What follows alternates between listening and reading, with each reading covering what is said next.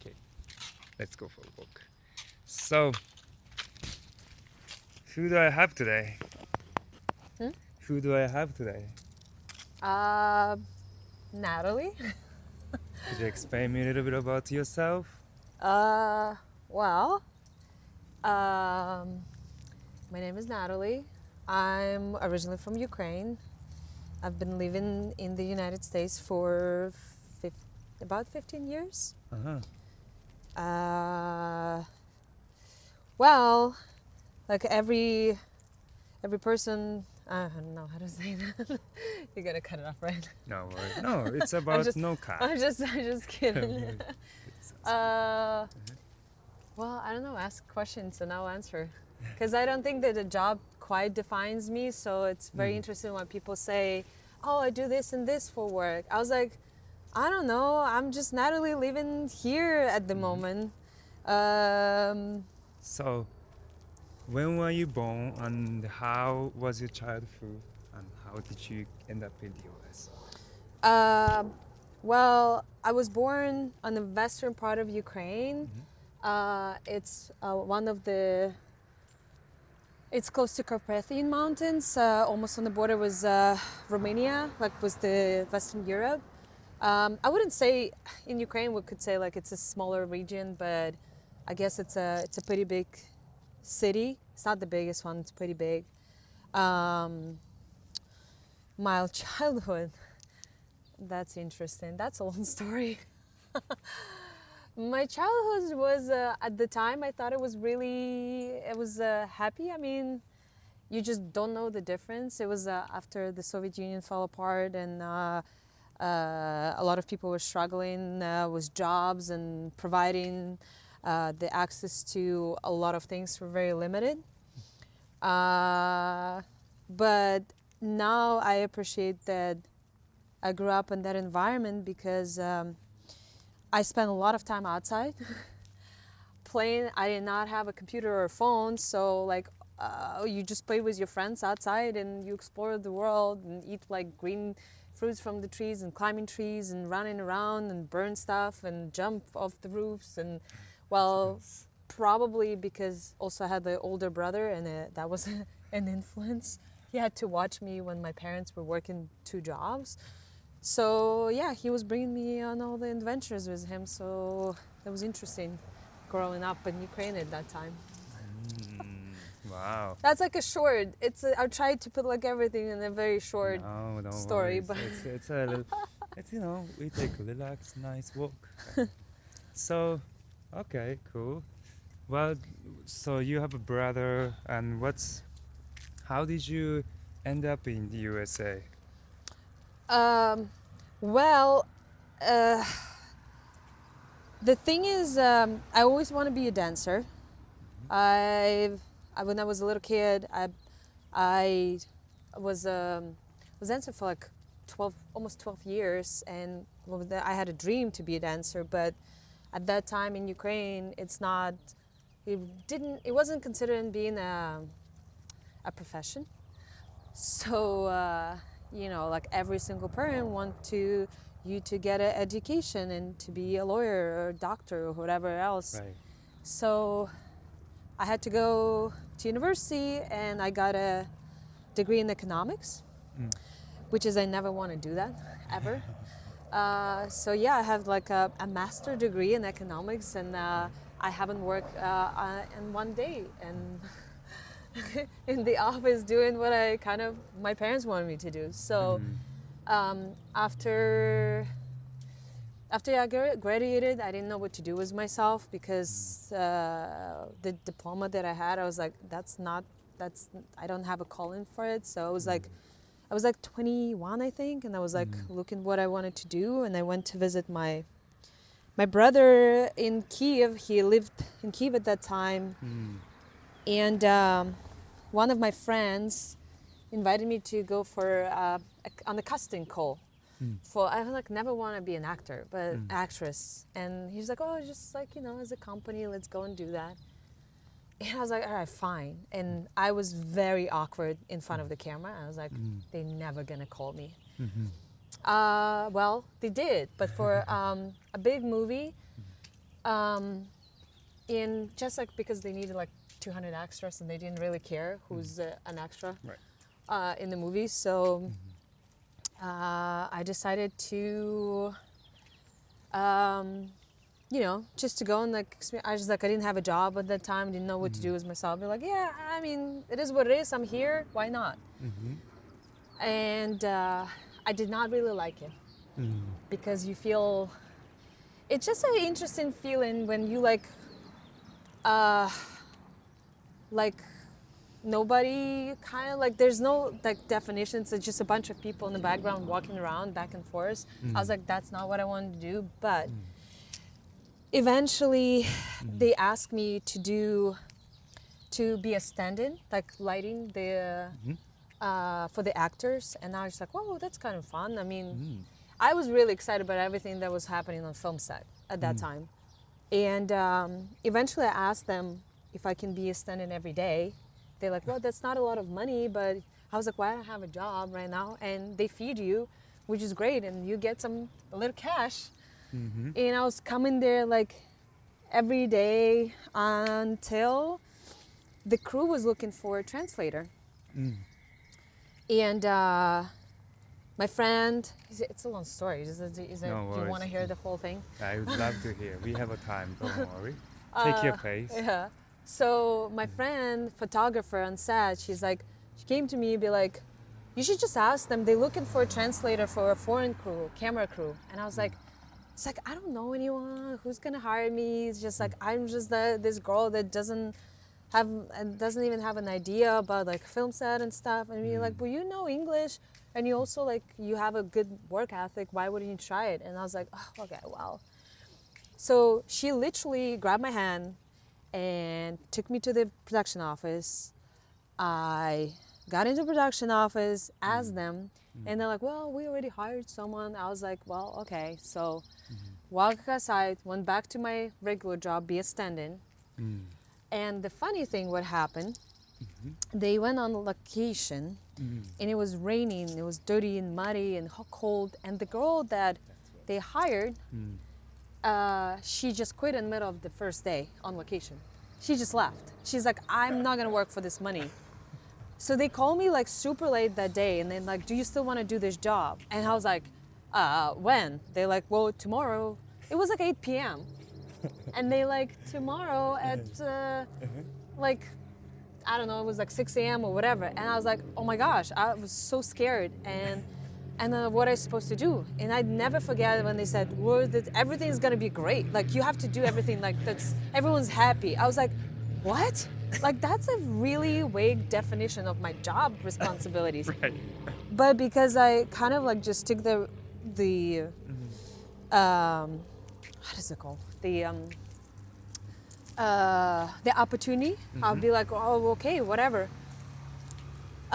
Those were like, I did the whole movie, and it was I would say like one of the hardest jobs I've ever done in my entire life, because the way we were treated as the local crew, we were not paid enough. The days were super long. We were working nights and everything, but it's extremely hard. But it gave me an opportunity to meet a bunch of people, from especially like a lot of American crew, that eventually, when I moved to the United States, I decided to try my life in the United States after a series of unsuccessful trials to find a job in film industry in Ukraine. When I don't even know if I'm supposed to say that in an interview, when the people try and take advantage of you as a young girl in Ukraine. When you're trying to find a job, they're like, well, you might have to do something. I was like, what is this thing? Interesting. Yeah, and I kind of give up on the job back in Ukraine. And then I was still staying in touch with my American crew, and they're like, well, if you want to do anything you want, like in the film industry, you can come to the United States. I was like, what? I was like, I'm gonna come to the United States and what?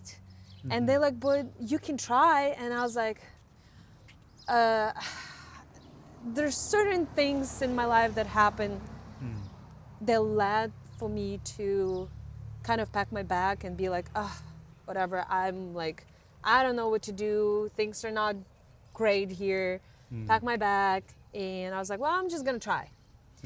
And I came here with one bag. It was my whole life in one bag. I'll be like, well, we'll see how this is going to go. Right. So that's how I end up here, which is, yeah, that's just a part of my story. It's just way more to that. I don't think we can fit it in one hour.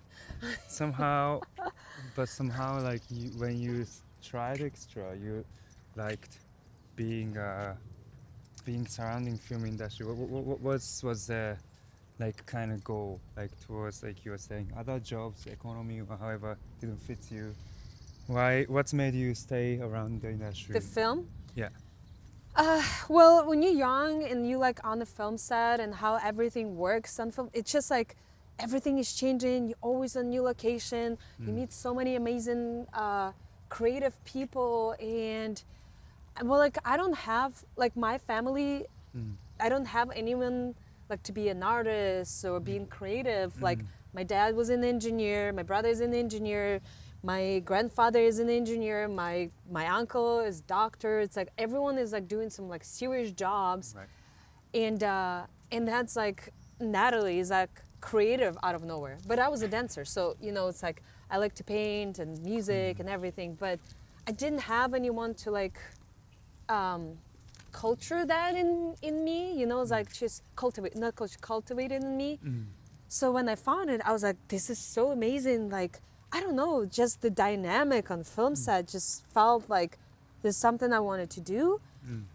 And the interesting thing that sometimes things that happen in life, you feel like it's something really bad, but it's like a force that leads you to something that you would probably never think it's gonna happen, Right.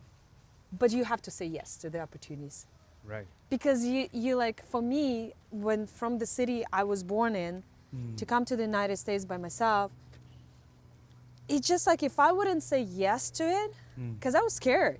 Right. Don't think I was like, maybe I sound like, oh my gosh. I was like, yeah, I'm just move here and great. No, I didn't have the finances to move here. Right. I didn't know if I'm gonna find a job. I didn't know where I'm going. I was just like, I'm going on the other side of the world. I've never been. I've almost never traveled so far. I mean, it's just, it was kind of crazy. Like now I'm looking back and I was like, that was kind of crazy. That's I'm cool. glad that things work out. But Wow. How did you? So, you moved to California directly. How was your? How what? So how did you get actually into a profession in the film industry, and how did you like the life living in LA? Well, in California. well, at that time in Ukraine, I was very close with Alex. At the time, we were like friends. Could you explain who was Well, Alex? now it's my ex-husband. At that time, we were like friends. We Right. just met in Ukraine, Right. and Alex has a very big heart, and he's very kind. And looking how hard I was working on set, wasn't paid pretty much anything. So he was also a camera crew, or? Yeah, he was a part of the camera crew, and we became like super close friends. And he was one of the biggest supports for me because he knew everything I was going through, especially with like trying to find a job and people trying to take advantage of me. He felt really bad. He's just like, I don't understand how people can treat girls like that. This is ridiculous. And he told me, he was the first one. He's like, you have to come to California because you can't do anything here. I was like, yeah, right. But he was a support that told me, like, I still remember the words he told me. He said, well, when the train, how did he say that? He said, When a train comes, maybe you have you have to get jump on that train, because otherwise when the train leaves, you can run as much as you want, but you will never catch up. And they just still like, so I know him for how many years? 15, 16, 17, I don't know, a long time. And it's still the words that I remember when the opportunity comes. I was like, then maybe there's going to be a situation you will try to catch up with the train, but you will never be able. So when I moved here, he was a person who was like with me for for entire time like supporting me. I did not. I mean, I thought I'm gonna be in production, maybe a producer, whatever, because it's kind of like close to what I had I was going to university for, so like some that gives me like a little more like I don't know. I thought that's like what I was doing in Ukraine is gonna help me with the production jobs, but I had a very bad experience here on my first job as a production assistant. And the person was like treating me not great, and I said I don't want to do that. I don't think I deserve being treated like this when I moved to the United States, which is like going from being treated like that, come to the country and being treated like even worse than in Ukraine because I didn't speak a perfect English, and people were like making fun of my accent, like the producer, not producer, production manager, whatever he was, making fun of your accent, and I don't know, that was so weird.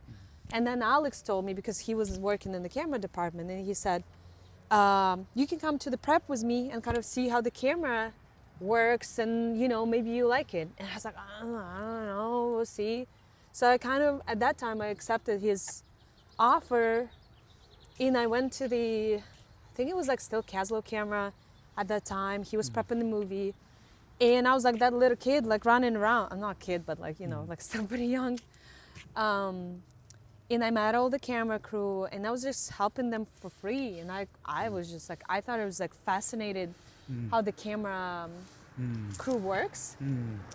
And I really liked at that time that the crew is very small. So you have one boss, and it's like camera is like a very elite crew, I think, out of like all of them, because you're very small and very tight, very technical, very knowledgeable. Everyone respects you. I was like, this is amazing. I love it. And there was like almost no women in the camera crew. And I was like, I want to do that. And with Alex's help, because he introduced me to this world, into the people, he also taught me a lot of things, which is I super appreciate what he's done for me. And then after that job, when I was prepping and learning all the stuff, prepping for free, cleaning cables, labeling cases, like basic stuff. And he said, okay, well, now you're on your own. You have to find your own job. So I was like, okay. I was like, how do you find your own jobs? And I remember that my first job that I found by myself was kind of crazy. There's a website in the United States when you sell like used clothes and furniture and find some job called Craigslist. Craigslist. Do you know that? So I found my first job over there. I worked for free on some scary movie for probably a month or something. And in the end, they called me for reshoots, and I said, well, are you gonna pay me something? They're like, oh, we thought it's gonna be. I'm like, come on. It's like, you calling me again and there's no money. And I had to say no. I was like, oh, they're never gonna call me back. And they called me back. And they paid me like very little. I think it was like $100 or whatever a day, which is like super low for United States and that time for a camera assistant job. But they paid me. So that was awesome. Yeah. So, and that's when I kind of like, wow, I want to be in the camera department. This is awesome. That's how my story started, but it's like a short story. It's been like a lot of ups and downs, and it was hard, especially in the beginning. It's really, really hard, but now you're looking back, be like, this was worth it, Yeah. So how long did it take you to actually able to start operating by yourself? Since you started, how many years did it take for you? Didn't happen overnight. It's just I started from the bottom up because I didn't go to film school, so I had to learn everything. Right. From like, I did a bunch of jobs as a camera PA. It's not like official job. Like when you work on the little jobs, that's how you learn. And then eventually I became a camera assistant, and it's been, I don't know, I think at least 5 years in the industry. That's when you start getting like better like opportunities. Yeah. So looking back, oh my gosh, I was like thinking like 15 years in the United States. Wow. I don't know. I still feel like I'm always, only been here like, for like less than 10 years. But now like looking back, it's been like, oh wow, I've been in the industry for like, Right. I don't know, 12, 13 years. Wow. So, So maybe at least 5 years. It's like at least 5 years, wow, 5 years. at least. Yeah. So how was it by then when you started move to the USA? What's your lifestyle like? For example, did you work like very, very often in a week, or how was your work schedule? Well, in the beginning, it was not a lot of work because you have to build your name and Right. reputation, and that's really it doesn't happen overnight, and you have to meet people, you have to do a good job, you have to show them that you're eager and you're responsible and prove yourself. Mm. And then no, I didn't work much, but when you kind of start getting jobs and people trust you, then eventually I got super busy. So what is that? What is like a busy means in the film industry in Busy, it's like very busy. You work. Hollywood? Mm. So at that time, right now, not all the jobs are like very long hours. When I got busy, the hours were like 12 to 16-hour days. And when you're busy, that's like you come back home just to sleep. So you work a lot of overtime, and when you just move in here as an immigrant, you want to try to take every job possible. So you book yourself so much that there's like, you pretty much just have time maybe to sleep, and that's not enough. And I don't know, when I got busy, it took more than 5 years to get like that busy. But when I got busy, I think I was just working. There was no time to go to the gym, no time for friends, no time for fun, no time for anything. And when you're going from no work to a lot of work, it's really hard to find the life work balance. And that happened later in life when you know what you appreciate. You know that you don't need all the money in the world. It's not like I'm rich at any point, but like you just understand that to be happy, that's not necessarily you have to have a crazy amount of money. But like right now, if I buy myself a surfboard or a snowboard, it makes me so happy. It's not like millions of dollars, but that's like something that I was like, well, how much money do I need to go on a trip? I get a surfboard and just be happy. This is enough. I don't have to work every day and do not have no time for life. Do you understand Right. what I mean? Then that took a while, because I think for about 10 years, I would say, or almost 10 years, I think I was just like almost just working. Like I don't remember much beyond that. It was a good couple trips, some weekends. I started like rock climbing, so I started meeting like people that like close friends, then, and I started going on trips and like feeling out like, oh, I can have something more than just work. But that took about 10 years to realize. For you, as you described, working in Hollywood, is usually like that, or like why? If it's like that, why do you think the work lifestyle works this way? So do you Works for other people, you mean? exactly? Is this like normal in Hollywood the way you worked? And if so, if not, It what do used you to think be. it is? Yeah, I think like people, if you want to be very successful in this industry, it just, you just dedicate. It's like a crazy artist that, like if you're a painter or an architect or a singer, to be very good in this industry, you kind of have to be a little crazy about your job and put all the time and efforts in it. When you get somewhere, then you probably can balance out your life. But I think if you just work, be like, okay, this is the time I work and that's the time for fun, you probably will be successful. I don't know if you're gonna be like on the top of your game. Do you understand what I mean? like if you want to be very, very successful, like in every other industry, business, whatever, you have to put a lot of time in it. And a lot of like, yeah, it's a lot of dedication. Unfortunately, if you want to be best or one of the best, yes, but you have to sacrifice something else. And it's kind of scary to say right now because, yeah, you sacrifice your time, your life, you can't get it back, but it's hard. So now, when you work in the film industry, do you still work in the camera department? Yes, I still work in the camera department. I love my job. It's every project is still a challenge.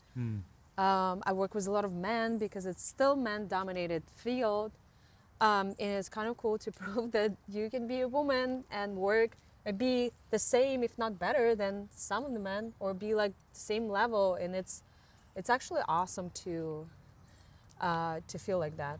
Yeah, I love my job. There's always good and bad things about it, like every single job.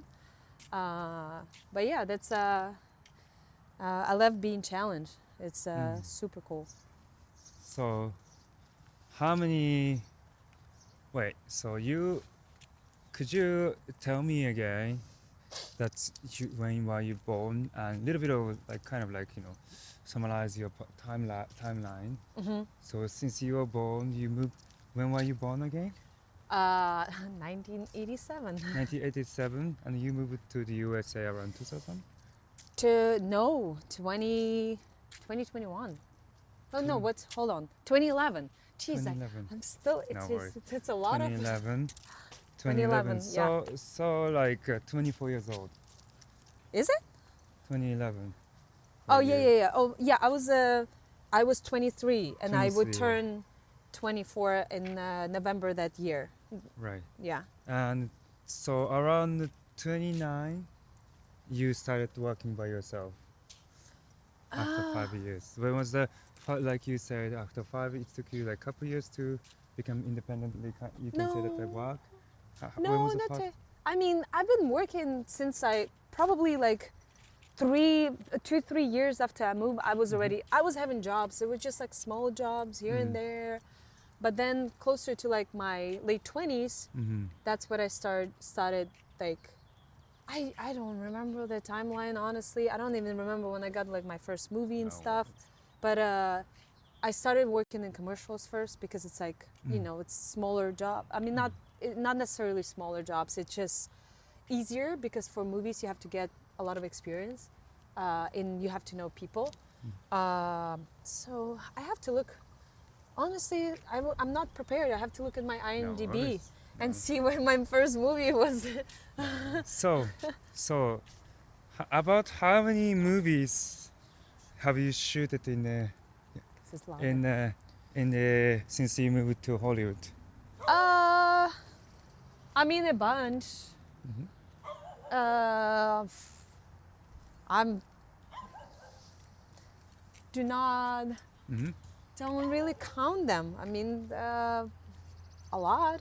A lot. That's also we can look it up in the IMDb and see because I don't count them. I think every project is unique and interesting, Right. and I don't calculate. I don't be like, okay, it's 10 or 20 or 5. I mean, it doesn't really matter for me. It's just experience. No. How each project takes time? Is this like something month of work or year of work? It depends. The movie could be 4 to 6 months long. Smaller movies could be a month or two, and it depends if it's a full movie or it's a reshoots or it's a second unit. It all depends. There's no set number, but right now movies just becoming like shorter because productions are trying to save money. So it is a lot more technologies that make things move faster. So movies got shorter, but if you were talking like even 10 years ago, a lot of them were like on average 6 months, 4 to 6. 4 to 6. Yeah. Okay. Now it could be like 2 to 4. So the most of the movies you shooted, how many people works How like Oh. is this big? A lot of people works there, or how do the movie Yeah, works? well, if we were talking only on set crew, on the movies it could be over 100 people. Mm. I like maybe even more. I don't really know. Like I'm more familiar with the camera department. Mm. Depends on how many cameras Mm. are involved. There could be like a single camera crew, which is usually like a DP, Mm. operator, first, second camera assistant.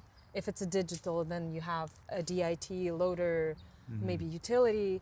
But if it's like 2, 3 cameras, then you multiply those people because every camera has to have a first and second camera assistant, and then it could be 6 people in the camera crew. Mm. It can be 12, 15. Depends on the. It's not always depends on how big is the movie. It depends on what the DP and the director prefer to shoot with, like single camera. Oh, look at that dog. This is so cute. That's him coloring with the owner. That's great. It's a blue. What's the name of the chow chow? It's maybe it's a. Yeah, I forgot. It was maybe like a Ukrainian way. That's super cute. Yeah. So this depends on the. It's Yeah, it not was of a like- size, but it's not always on the sides. It could be a very big movie and shooting like single camera because they just want a light for single camera, and it's more precise when you shoot with one camera, and it's slower process. If you shoot 2 cameras and when you shoot multiple cameras, you just throw them, like different angles, which is like you have to compromise with lighting because you can't make 4 cameras look the same unless it's like a complicated stunt, and then you have multiple cameras because you have to you're doing that once, but otherwise you have to compromise with lighting if you or the look because you have so many cameras rolling at the same time. So I mean it's a artistic choice. No, there's not that many single camera movies to shot right now like it used to be. Old movies are a lot of one camera, film camera, it's like a lot of lighting, a lot of setup, a lot of rehearsals, and you just shoot that one like take or like couple takes of something. But Hollywood changed, so so you mentioned Hollywood changed. yeah. What did that mean to you? What's the phenomena? Well, I don't think I experienced that change that much because I haven't been in the industry for that long. There's some people that have been in the industry for 40 years or like 30 years, and they felt like a change from like using a lot of film cameras, right, to the digital. That's my change because I work specifically with digital cameras. I don't work with film much except like because my job is like digital imaging technician, which is like you work with digital cameras. So I do a lot of tests with film cameras, but not shooting specifically with them. And for me, the big change, like I'm happy because that gives me a job, but for people that work for an extended period of time in the industry, then they experience that drastically because film and digital, very different world, the very different approach how people shoot because with film, you have a very limited time and it's super expensive. Like when you put the can of film on the camera, you have like 2 minutes or a minute or whatever. You have to be very precise. You have to know exactly what you're doing. So you rehearse a lot. So people were like more conscious what they're doing. Again, careful. They like respect the time on set more. The digital, you can like roll nonstop. And like 20 takes of I think people still have to treat digital kind of like film, maybe not 100%, but just rehearse and know what you're doing because before you shoot, right? That's actually very nice because you respect the work of other people that prep the set and set up the lighting and costumes and wardrobe, like if we're all ready to do our job, so I think everyone else has to respect the time on set the same way. So that thing changed. Of course, money. Everyone's trying to make things cheaper now. A lot of visual effects, a lot of, in the recent years, a lot of AI influence. So everything is changing. Yeah. So when you started working in the industry, you said it's already digital. Do you have any specific memories that you remember from the set? For example, encountering interesting people or some accident. Do you Oh, have some stories that you strongly remember? I feel like every day on set is so interesting, and you, especially when you work with like a big production and like the stunts are usually really cool because it's something that like explosions on set and or like when they shoot like an accident on set and the stunts are so complicated, and that's usually very exciting.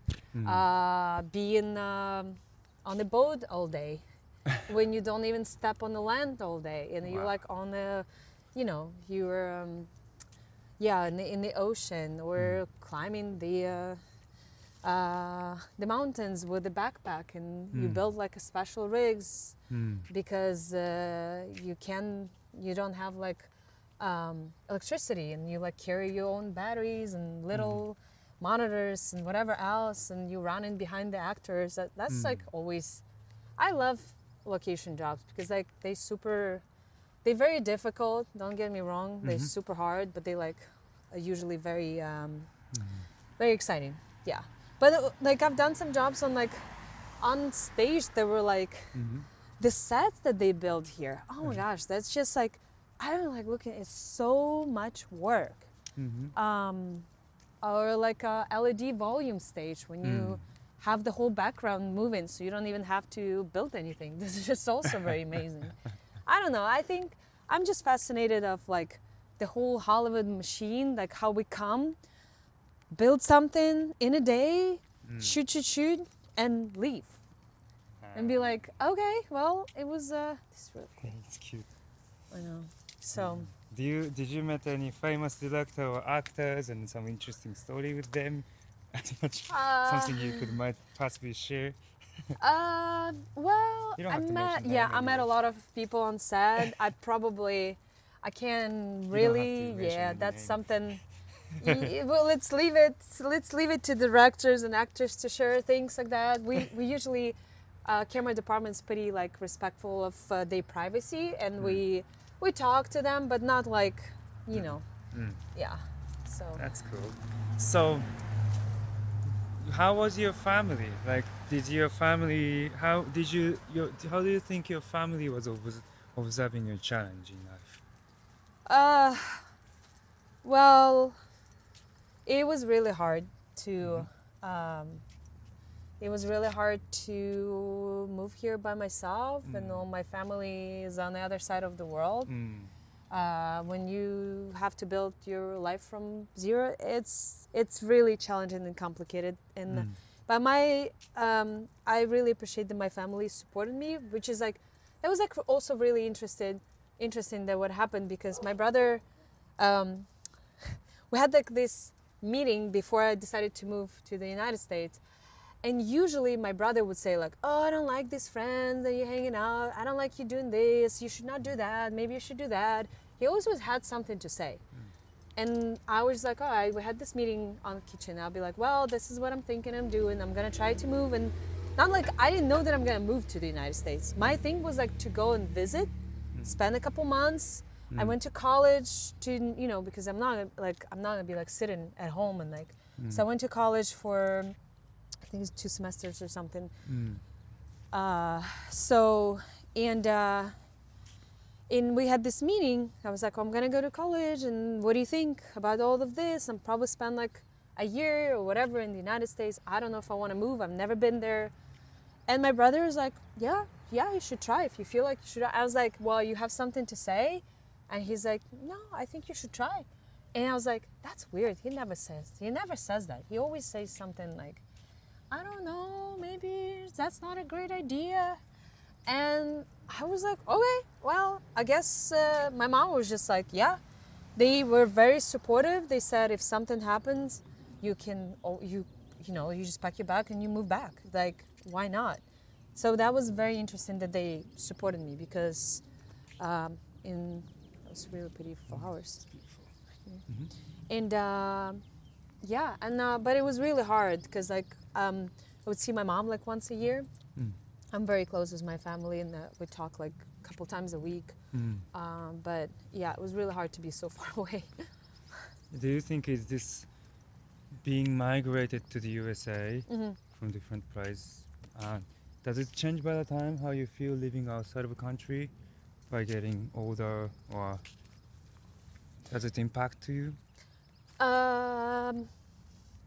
I honestly, maybe I'm a very different type of immigrant. I think when you move to another country, you have to, not have to, but it's kind of nice and it's a good practice to accept the culture around you and try to learn the language and try to see the culture, even if you don't want to practice it. You don't have to, but also you in a different country, you bring your own traditions and culture and everything, and I'm proud of being Ukrainian because I will never be 100% American. There's like, it's not in my blood, and you know, but I accepted where I'm at. I have a lot of American friends. I have like friends from all over the world, and I don't try to be in my little bubble of being like, oh, I'm just only speak Ukrainian, and I'll only like look for Ukrainian friends, or if I meet good Ukrainian friends, that's awesome. But also like, if my friends introduce me to different cultures, like in Los Angeles is so multicultural. If you in your little bubble, you close yourself from experience like world and people, and in it's like you can't, it's not just Americans. You meet like Asians, you meet Indians, you meet Mexicans, you meet all over South America, all different kinds of people, and they all try to share their own culture with you. It's awesome. And eventually, like when I build my community here and I'm at friends, I feel it's probably it's like at the moment this is my home. I don't know if it's my forever home, but this is my home for now. So you mentioned you met this person Alex, who also works in a film. So you said you are in marriage. How did you balance? Could you balance between work and private life easily? Like, sounds like for you it was a little bit with your industry. Like, how was it actually? Well, Passion and yeah, private and love. we were really young when we got married, and we were very passionate about work. So, also we work in the same department, the camera department, and I think our like work ethic and our friendship, that's what our relationship were based on. We were like supporting each other in the beginning of our career. It's just, I don't know, we were like super passionate to be someone in this business, which is like you have to work super hard. It was really hard to balance it. Honestly, I think that we prioritize work more than the relationship. We also tried to start business, and we both were very successful in our jobs at the time, and we're in high demand. So both of us were traveling a lot for works, and we were working. Like that's when we were married, and we were working like nonstop. So and we started the business too, which is like also was really hard to start like a high technical business when we made like a camera remote control like from scratch, both me and him, which is also learning what we were doing. We had to sacrifice our relationship for work and business. I like looking back, it's probably was not, I don't know, it's probably not a great choice because you lose a relationship because of work, but also if you wouldn't work so hard, you wouldn't be where you're at. So hard to find the balance when you don't know better. So yeah. Is this like a common in like movie industry in Hollywood to balance? Like, sounds like you were saying this industry itself is kind of difficult to manage the time. Do you think people's life is similar to your story, relationship, or in terms of their health, their, for example, it's often I see, movies, taking cocaine, so on. Are these like lifestyle and health? Are these kind of like difficult for people around you? Also, you see these situations. I can't compare other families and what they are going through. Mm. I think it's I have a feeling this is I'm not sure, like let's talk about the United States because I haven't lived in Europe, so I'm not sure about like life work balance there. But here in the United States, majority, I would say, for a lot of people that I've met, the work is priority. Even they say, yeah, family is important for me, but what they do, because they don't, like, a lot of people don't know. They just, because this is the way they grow up. So there's like, if you, like if you're in Europe, they have like, okay, this time I go on vacation with my friends or family, this is the plan. And if someone calls you for a job, they'll be like, hey, can't change that. I'll come back and I'll take care of it. Yeah. In the United States, if you have, I've done this multiple times with my family. We plan a vacation and I got an amazing job and I cancel it. My mom and my brother, they were very understanding of me doing it. But now I'm looking back on it, I was like, I can't believe I made a choice, which is, it paid off, right? Like, yeah, I got more successful in my job, but I can't bring that time back. That's it. I can't spend time with my family. If something would happen to my family and I would be on the job, I would truly regret about it. So I didn't choose them, but I chose the job. But I think it's so normal in this country because if you lose your job, pretty much you lose your identity here. So the other thing, you lose your health insurance, you lose ability just to pay for basic needs. You can't pay for a house, you can't pay for food. So the job is really important in this country. And it's not necessarily people's fault. I think it's a society just lives in this non-stop circle of the same things. You just work to live. Yeah, like I said, it's no one's fault. It's just it's like a nature. It's a culture. Yeah, it's a cultural thing. I was like, I need to go across the way. let's go this way. Yeah, I see. How is for example, people industry, is this true? Like things like, I as person who doesn't know, things like, the movie industry, Hollywood star, whatever, taking cocaine or drugs. Is this very common in this industry to see these things around? I don't know. I think I started in this industry like later. I don't think it was common when I started in the industry, so I did not experience that.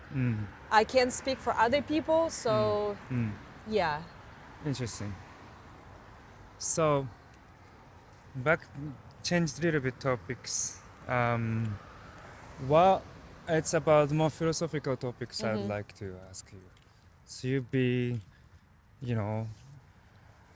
following your dream of however passion, and you told me there was some sacrifice to putting 100 energy to what you passion for. What is it? What is passion to you?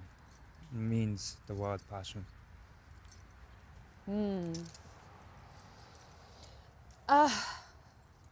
Passion.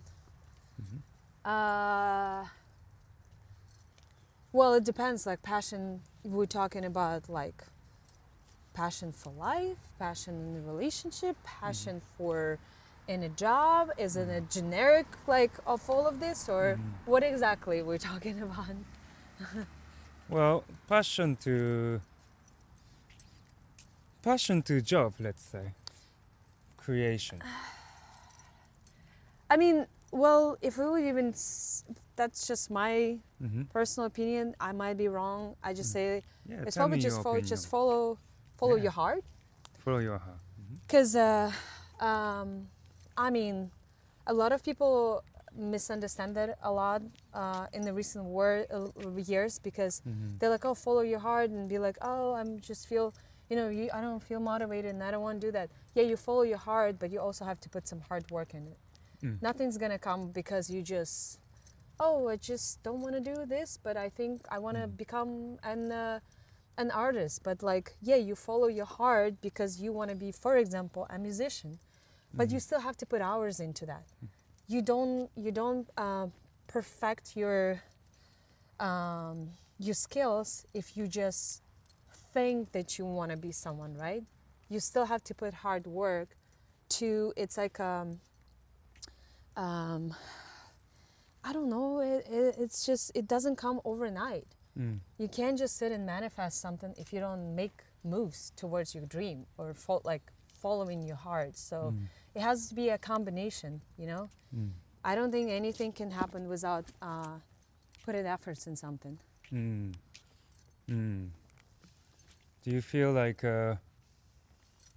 when you think about those passions, so do you feel how do you feel how to say, like, do you have a contact with a little bit slightly younger generation or older generation where you, how to say, like, how do you see world today, people with passions, or like, do you have any opinion for that?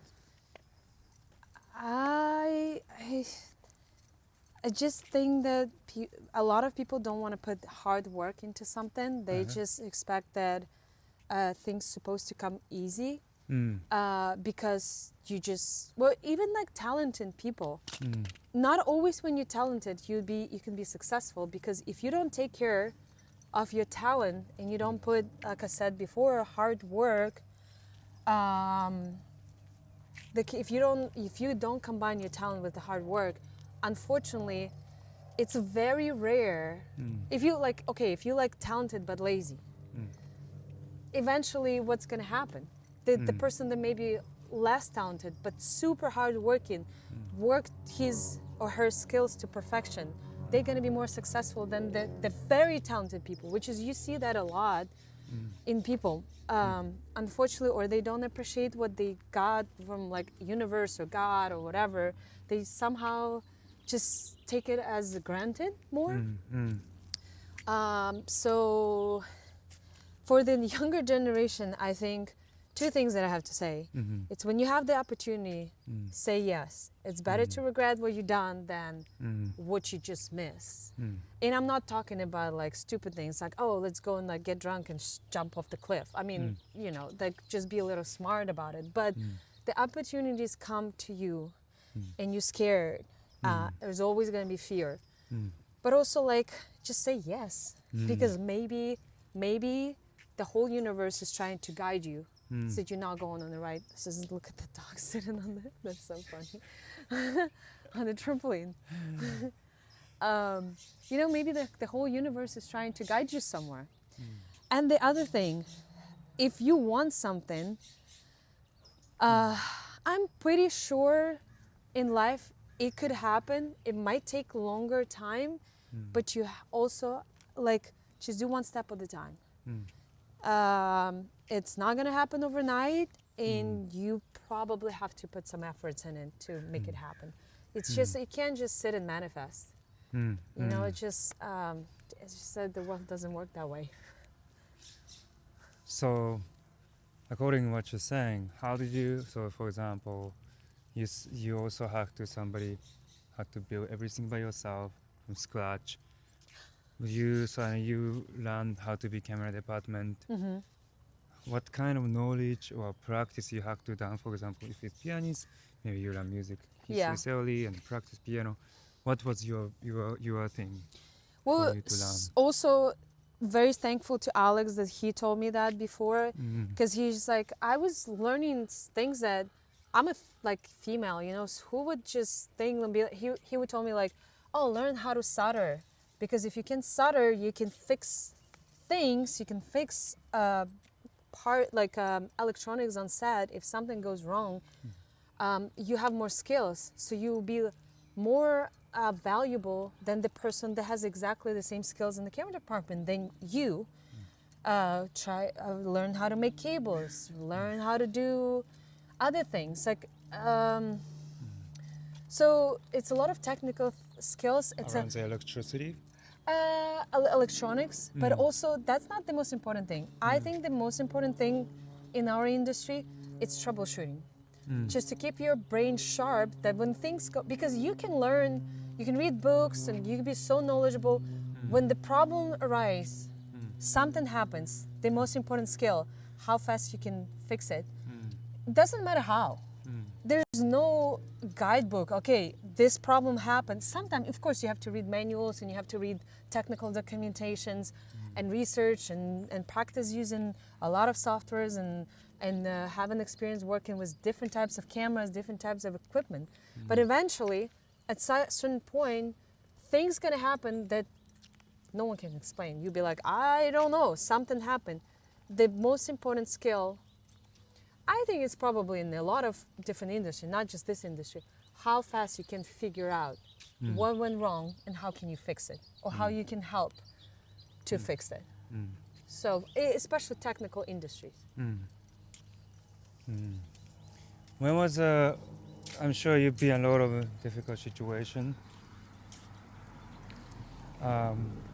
And when did you have a difficult time in your life? Like since you've been to US, could you tell me like if you had a couple difficult time, what was it?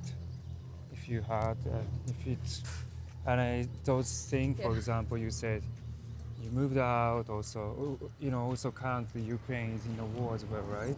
So there's a couple of things I think from your ground. Also here, maybe finding a job. Yeah. Also divorce, marriage. Those Yeah. a big thing, right? Yeah. So I'm sorry to just saying, but if you had this kind of summary of difficult time, how did you keep yourself motivated? I had multiple difficult times, Yeah. and it feels like it's easier to say right now when you like overcome. I think like life is not easy.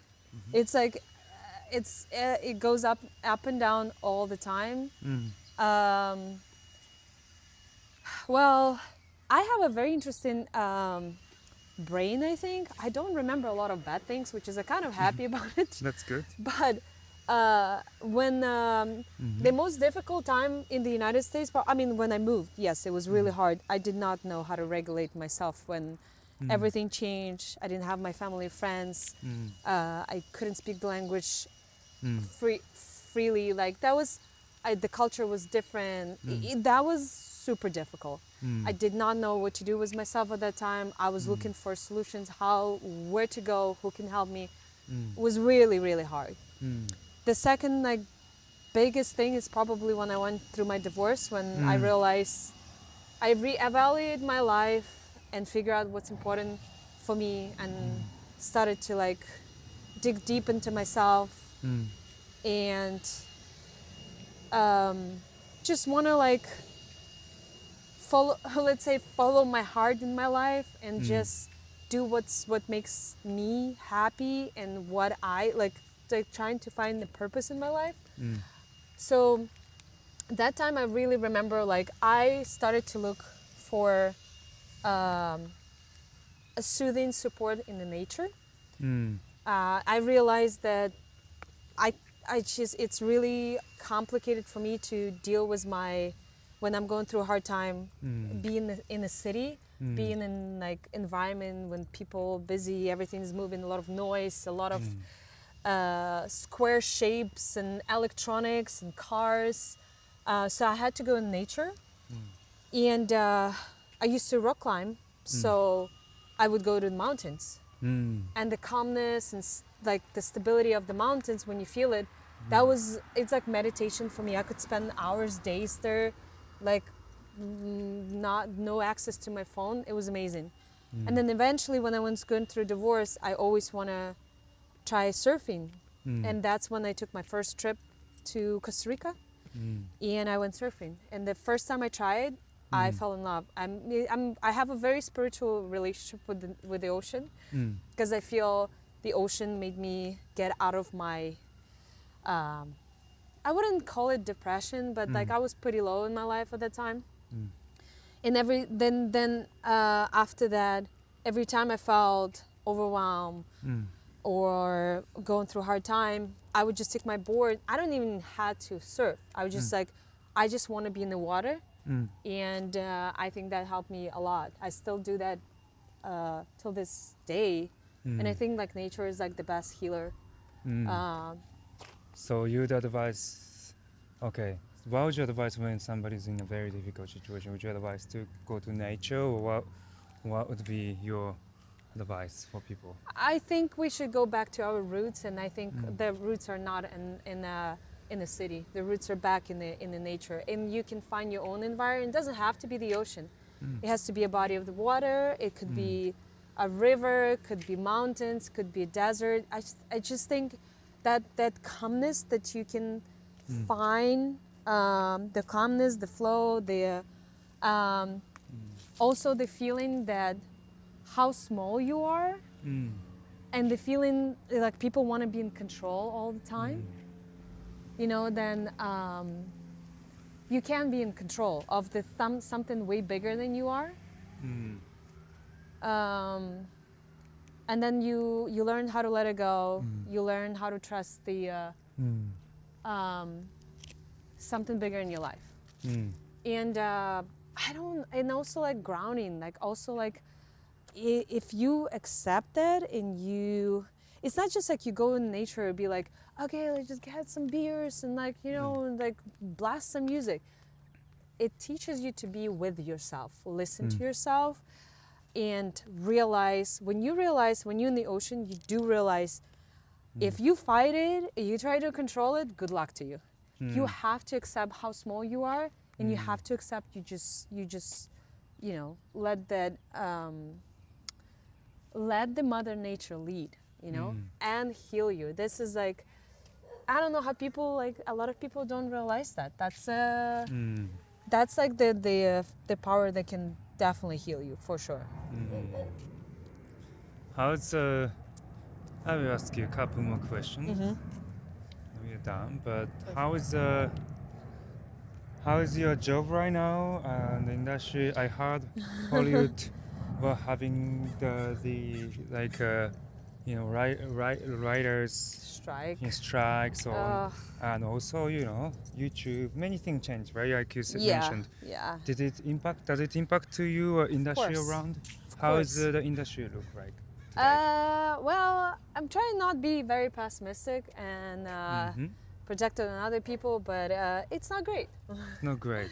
What does that mean? Not great means there's no project, or if you have a, you know, what's the condition you observe? So I think that because California became, like, it used to be like a major hub for like it was the center, the heart of the whole the film industry, and that's why people tried to move here, because you're going to Hollywood, that's like, you know, the majority of people that live here, they work in the industry. So after all the strikes, a lot of people leave California, and a lot of jobs started like, you know, like you live in Europe, so a lot of big projects moved to Europe because it's cheaper. Yes. And because of that, a lot of people moved there. And also, when we used to travel for jobs, we trained people all around the world. So now when you go to other country to shoot, you have a very experienced crew there that been working on the biggest projects, you know, and like being trained by not necessarily Americans, but a lot of people that had more experience. So now they have good experience too. So there's no like, if California is not going to make it cheaper to shoot here, it's looking pretty sad, honestly. There's not enough jobs for so many people that work in this industry.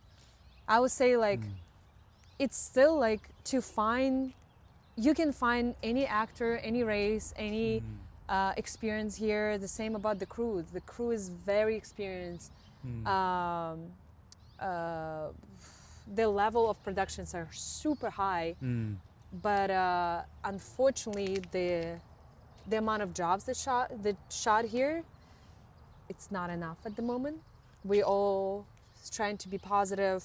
You know, though you're saying about a challenging time. This is a challenging time for people working in the industry, but we're still trying to be positive and hoping for the things to get better. We'll see if that happens. So, yeah, Wow.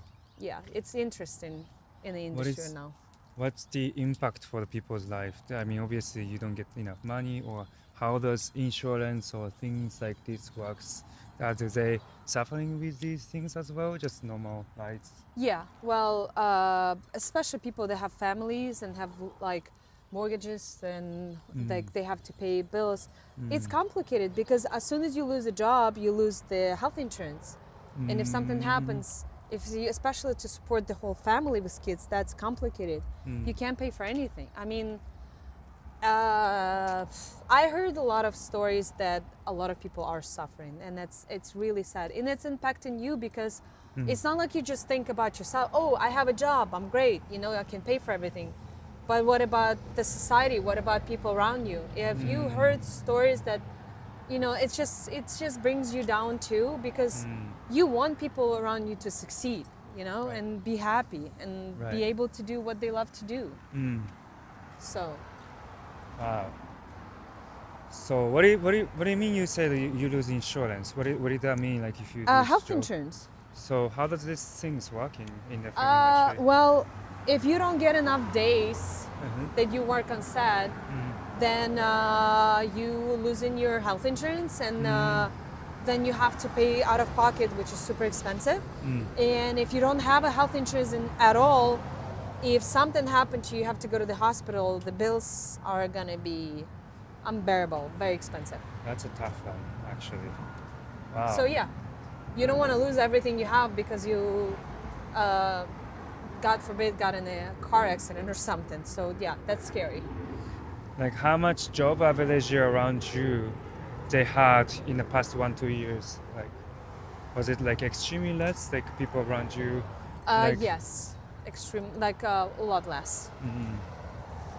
Some people are still working. It's not like the industry is still there. Maybe 30, 50%. I mean, it depends on people. Some people are still working, but there's a lot of people that don't work at all, which is scary. Is this like for 1 month or half year or? It's been years Oh wow. since COVID. After COVID, it was really busy. And then when the strikes started happening, what is this, like it's a second year or something? Yeah, It's something been like that, it's been challenging for everyone, for a lot of people, for sure. Well, how? So now it's people who might watch this. Yeah, maybe some young kids. However, like you told me a lot about, you know, what is the cost of passion. So what is the most important value as a human today you see?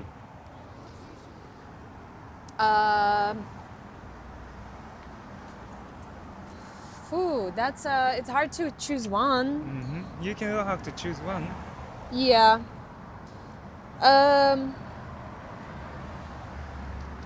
Well, being kind to people around you, being kind to the environment around you, that's very important. Like you have to know that you live in society. You don't live by yourself. And Oh. if I would choose one, that's probably be the one the more important, because if you're kind to yourself, you're kind to people around you, I think the whole world would be better. Yeah. Well, you said probably a similar thing about the passion, but it's like, how would you advise for people who is kind of unmotivated in their days or so? What would be your advice? Well, I'm not the wisest person in the world to like. Oh, wow. I just can tell you from my experience. Yes, please. And it's not like I've been around forever, so I'm not that wise. But I just think when you feel completely unmotivated, it's really hard. It's really easy to fall down the rabbit hole of it's like a groundhog day every single day. And more you like let yourself be led by your like down, like you feeling down and not motivated, and it's very easier to be led by your emotions. And I understand you have to feel and let yourself feel what you feel, but one step at a time. You can't do much. Wake up and whatever you wake up, and you don't want to go to the gym, you don't want to go outside, you don't want to read, you don't want to meet with friends. Just do one step. Just go outside. Just little things will change your life. And more you do that, more you motivate, then you maybe will meet someone outside. But if you like close yourself to everything around, you will never change anything. And I know because I've been there, so I was just like, you're at home and you just don't want to leave and you don't want to talk to anyone, and you like, but then more and more it sucks you in, and eventually it's like really hard to get out of there. So what I do personally, like I don't want to exercise, I don't want to like go outside, I'll be like, I kind of push myself a little bit those first couple times, and I just like proud of myself to do little things. It doesn't have to be like, you don't have to climb the mountain right away, but you just go to the bottom of the mountain, be like, look at it first day, you do one step the second day, two steps the next day, and you'll be like, oh cool. Then maybe it takes you a month, but eventually you're gonna climb that mountain. But if you just let yourself just, I know sometimes it's really hard, like I'm not saying, even from a personal experience, it's not easy. But sometimes you have to be that person. You have to be like that support for yourself, that actually push yourself a little bit, proud of yourself a little bit, because you're your best friend. You know, you're the best support to yourself. And very good if you have friends or family that can help you and support you, but a lot of times you don't. And you have to find it. How do you find it? Do one step at a time.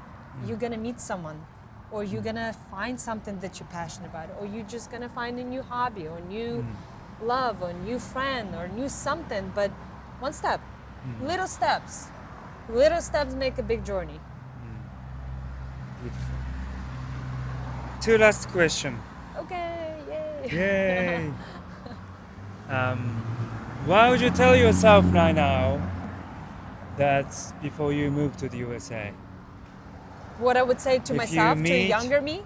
You meet yourself in Ukraine today before you move. Yeah. What would you tell to her? I probably would be silly to say, just enjoy your life a little more. Like, just, you just, even if you work really hard, those times when you like, I spend worrying about not being where I wanted to be, I wasted so much time. I could still work hard and get where I'm at, but those times where I was like sitting and crying and worrying about not getting the jobs I want so fast because I wanted everything to happen that day, that time, I did not accept the journey to take longer. So those times that I was crying, I could enjoy my life without even losing, you know, like the time to be better in my job. So the job was such a big priority for me.